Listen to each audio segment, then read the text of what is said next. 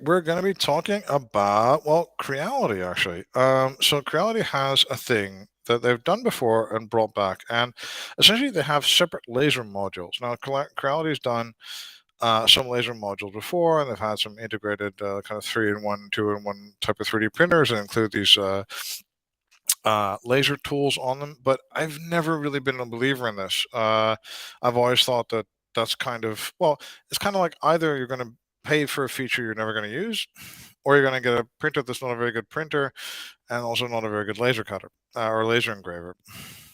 But the one thing about these multifunctional kind of units is, well, that it does add extra functionality. Now, what Creality is doing here, I think, is really smart. They've got a really big installed base, and they're selling modules for this base to maybe have an old printer that want to turn into a laser engraver. Maybe there's one you don't use, that kind of thing.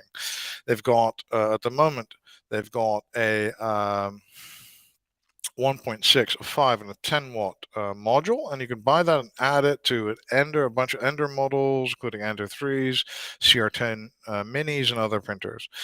And I don't know if this is going to work, but what I do know is that we, as OEMs and as 3D printing manufacturers, are really not looking at the opportunity to sell to the installed base.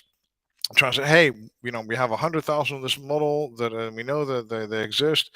Maybe we can make it print nylon now, or maybe we can have a nylon upgrade kit. Maybe we can have a printer and we can make it faster.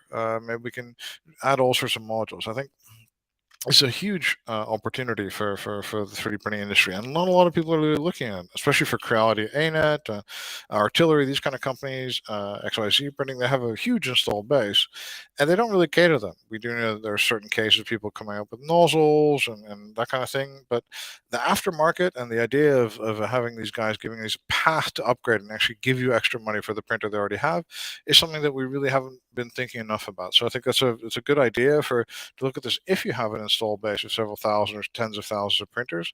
Maybe these guys want to print nylon. Maybe these guys want to print carbon fiber filled type materials, carbon fiber filled materials. Maybe you can sell them all sorts of upgrade kits. So I think that's a really good thing. But for now, it's just an example that Creality came up with. I thought it was really interesting. The next thing is something you may have seen. And it's a paper by Alex Nichol and a bunch of other people, and it's about creating based on text prompts, creating a point cloud. It's called Point E. It's based on OpenAI diffusion models, or specifically Glide, and based on the text print, a corgi wearing a red Santa hat, for example, a point cloud will result. At the moment, it's a point cloud, of course, not an STL, but there are, Geomagic, Magix, all sorts of tools that take point clouds, because the same kind of thing that results in scan data, and remeshes these point clouds and meshes them into watertight meshes that you can then 3D print and turn into an STL or a printable file. Now, this is a development that's in its infancy, right? But we all know there's a lot of excitement. There's a lot of interest from the avatars people put up, from the images people are creating, from all the things happening. There's a lot of interest in this kind of creativity AI type of solutions. And we know that for us, this could be something. Now, this has been reported a little bit here and there. This is 3D models from text prompts. But I think it could really grow out to being something very significant. The only thing you would have to do is combine this AI package with remeshing, because we all know that there's about maybe 3 million people that can do CAD well in the world.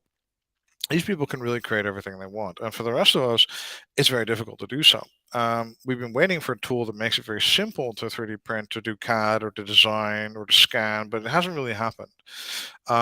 And this could just be it. Again, it's very early days, but think about, like, for example, the internet, right? At the beginning of the internet, the beginning of the consumer internet, if you knew HTML or another computing language, you could publish online, and only the professionals did this essentially.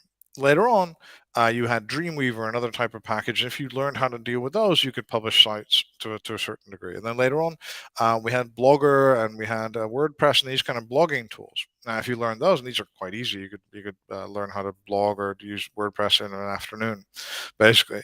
And about 10 million people tried this, but it was only until, even with these easy tools, it was only until publishing online became as easy as typing, with the advent of Twitter and Facebook and tools like this, that billions of people started to publish. And we have the same kind of problem. Like theoretically, yeah, we could all learn CAD. We could take that 2,000 hours and learn CAD, or we could get started with it. But it needs to get significantly cheaper or significantly easier for a lot of people to do this.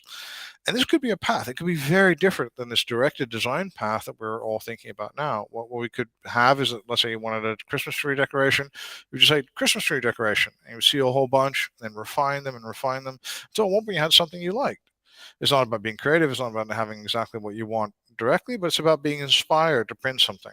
And if we can get a lot of people doing that for all sorts of creative objects, we can really have a path to getting like millions or maybe billions of people involved in CAD and 3D modeling and that kind of thing. So that's a future to look forward to. Thank you very much for your time. My name is Joris Peels, and this is another edition of 3D Printing News Unpeeled. Thanks to 3dprint.com. And have a great day.